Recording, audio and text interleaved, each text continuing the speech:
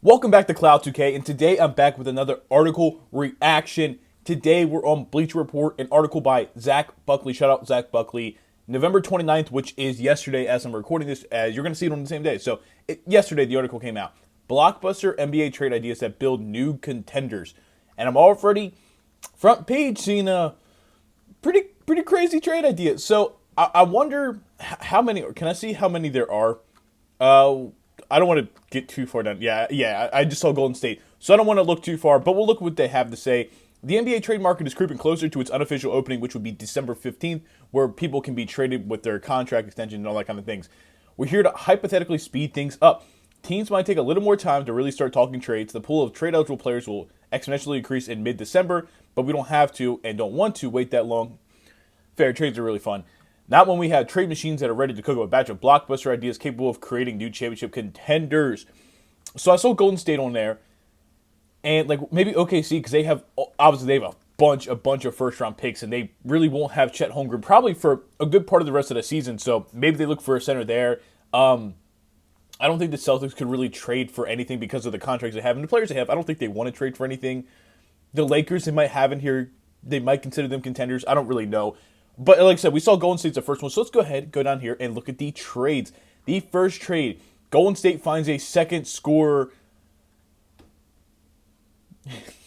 Norman Powell. I don't want to be disrespectful. I like Norman Powell. He's been really good for the most part of this season. But when I look at blockbuster NBA trade ideas, I don't think Norman Powell's the first guy I think of. And there's 4 trades here, okay? So we know that. Yeah, I don't really think of Norman Powell as the first guy when I think of blockbuster NBA trades. So let's see here. Golden State Warriors received Norman Powell. The Clippers received D'Anthony Melton, who's out for the rest of the year with a ACL or Achilles, one of the two. But shout out D'Anthony Melton. And Jonathan Kuminga. The Warriors have led a championship-level defense and a Steph Curry-led offense. That combination has been known to spark a few title runs before. Yeah, we know. What the Dubs don't have, though, is a clear second option on offense, and that feels like potentially a fatal flaw given how much must go right to orchestrate a finals run. Yeah, but is Norman Powell the guy you're looking for? Like Andrew Wiggins has been pretty good this season. Obviously, Jonathan Kuminga has been off the bench because he's been kind of up and down. He's been struggling for the most part. They have a lot of role players. Obviously, Draymond Green is still good. Tracy Jackson-Davis has been pretty good. AirPods, Brandon Podziemski has not been great this season. I think he did not take the step a lot of people thought he would. A lot of Warriors fans hoped he would. But it's still early in the season, so you have time for that.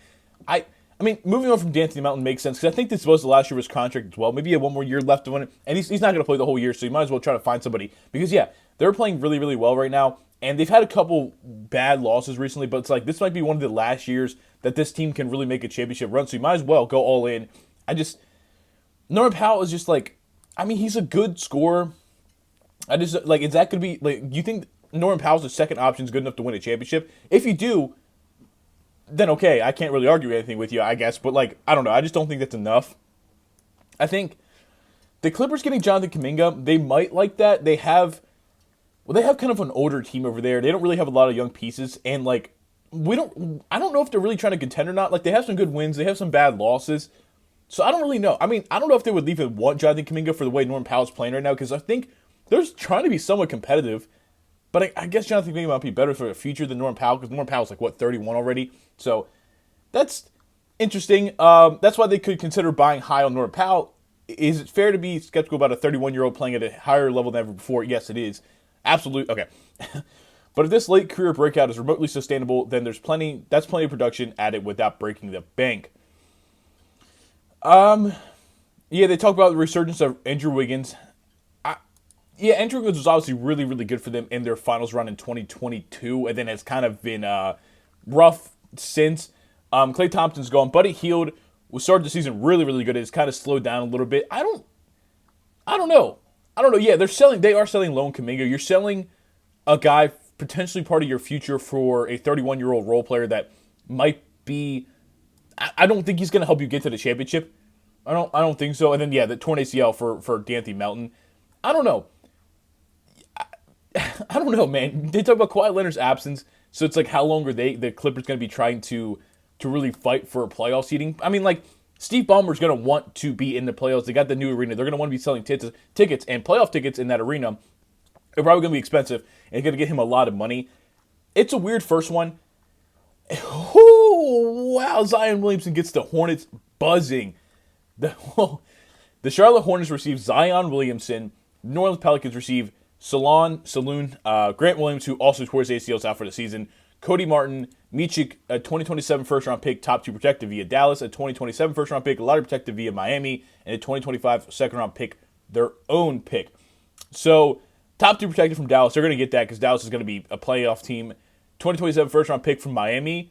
Liar protected is strange because, like, 2027, Jimmy Butler might not be on the team anymore. They probably still have Tyler Hero and Bam Adebayo, but we don't know how good this Miami Heat team would be. So that might be interesting to them. Salon's a guy they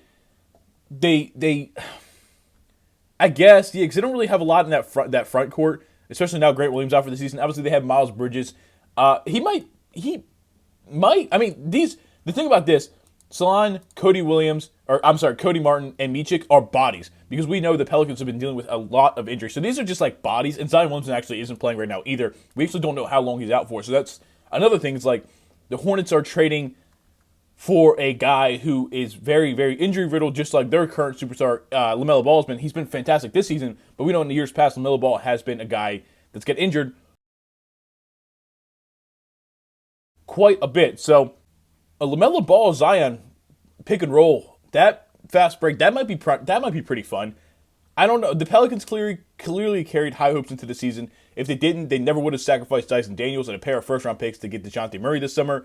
When Murray suffered a fractured hand on opening night, though, it was an ominous sign that this might be a snake bit season for New Orleans.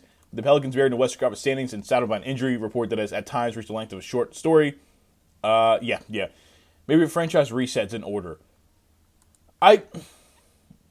So the thing is, I wouldn't be completely opposed to the idea of the Pelicans needing a reset. But they did just trade for DeJounte Murray, so they're probably bought into that to being good for another year or two at least. But I don't think Zion's the guy you trade. I think you trade Brandon Ingram because right now I think he has more trade value because he's been healthy for the most part and he's been really, really good. I think if you're trading one of the two, I think it does go Brandon Ingram. I think you're still trying to build around Zion Williamson. And, like, CJ McCollum's probably not going to be there much longer. DeJounte Murray maybe for a couple years. Like, you're hoping you get something fully out of Trey Murphy III. There's a lot going on here. I don't know if I like it for either team. Maybe for... I don't like it for either team the more I think about it. Like, I think it'd be the idea of LaMelo and Zion would be really, really fun, really, really cool.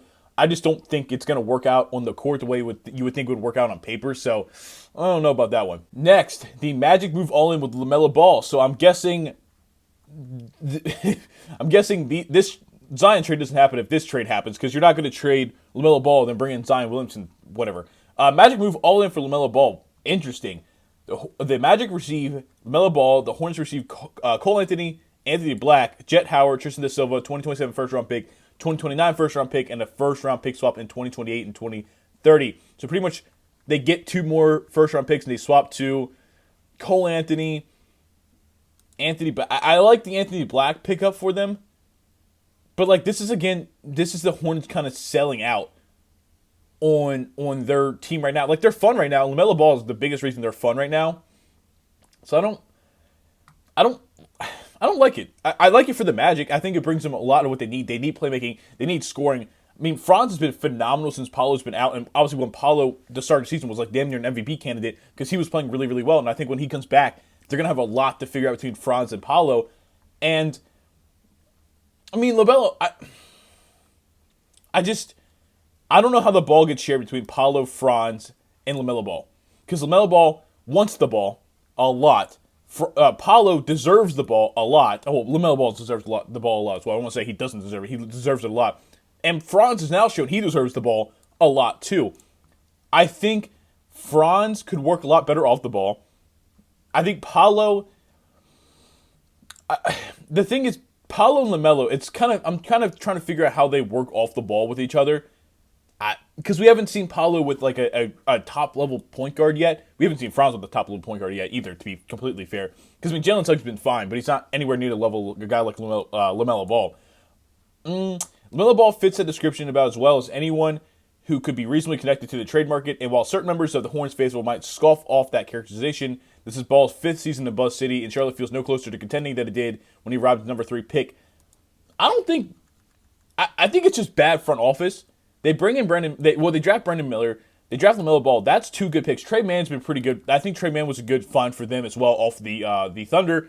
I don't know. I think Miles Bridges is gonna be going. I was kind of confused they gave him that contract. Mark Williams and Nick Richards are always injured. They just deal with a lot of injuries, and I wouldn't put their lack of success on LaMelo Ball, other than the idea of like LaMelo Ball's been injured a good amount himself, so maybe you want to put that on him. I don't know. Do I think LaMelo Ball maybe could be gone within the next couple years? Possibly, but I just don't think if you're the Hornets, I guess getting 2 first-round picks, but then this Magic team with LaMelo Ball, Paolo, and Franz, these first-round picks are probably going to be in the 20s. So am I trading my franchise player for a couple picks in the 20s and a couple role players? And you accept Anthony Black very much could be something. He's still pretty young. Jet Howard's young too, doesn't get a lot of play time. Tristan De Silva, like, there's potential here with a couple guys here, but none of them I don't think will ever get to the level that LaMelo Ball is. And then a couple late 20s picks, like mid to late 20s picks, I don't see it. I think the Magic would be interested in the idea that, like, I think that would be them going all in and hoping LaMelo Ball stays healthy and you can figure out how to play with the 3 of them between Paolo, Franz, and LaMelo Ball. But I don't love it. I don't love it, Zach. That's the guy's name, right? I don't want to disrespect my guy, right? His name is Zach. Yeah, Zach Buckley. They've been interesting trades. I don't love a lot of them, but oh, here's a thumbnail. Okay, Spurs supercharged their ascension with Giannis Wemby front court. Okay, the Spurs receive Giannis Antetokounmpo. Milwaukee Bucks receive Jeremy Sohan, Keldon Johnson, Malachi Branham, Zach Collins, a 2025 first-round pick, top 10 protected via Chicago, a 2027 first-round pick via Atlanta, 2030 first-round pick via Dallas, 2031 first-round pick via Minnesota, and a 2026 first-round pick swap via Atlanta. Okay, I kind of want to hear the reasoning for this. The Bucks have course-corrected a bit from their disastrous start to the season. They still don't appear anywhere close to contention. The best hopes they have are all tied to the fact they have Antetokounmpo on the roster, but that can't be the best selling point for the 2-time MVP himself. So I guess they're saying Giannis is the guy that's going to want more out of this team, which I guess makes sense. It might be tough to tell exactly how he feels about his supporting cast, but it's hard to see how he has any faith in its long-term outlook. Chris Middleton can't stay healthy. Damian Lillard can't find his Portland form. Damian Lillard's actually been pretty solid this season for them, especially in this when they've been turning around. He's been a lot better. Milwaukee maybe can't afford Brook Lopez, which I don't think it's that big of a deal. I think it's time to move on from him anyway. And the young players can't crack Coach Doc Rivers' rotation.